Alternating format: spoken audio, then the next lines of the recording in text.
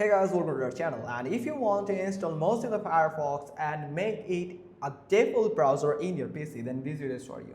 So for example, if you don't have a Mozilla Firefox browser here, so you can use the Microsoft Edge from here. So you can find it in the default in every Windows operating system. So you can find it. Now from here, you have to simply search for Firefox. Here it is. Now simply click on it.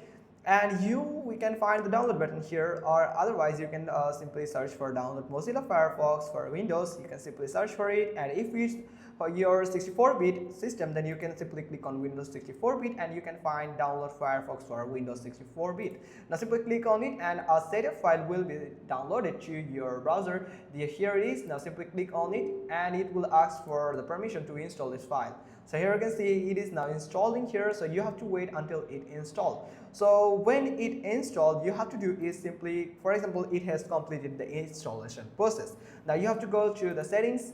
Now from here you have to go to the application, and you can find the default apps here, and simply you can search for, or you can search the app like Firefox here.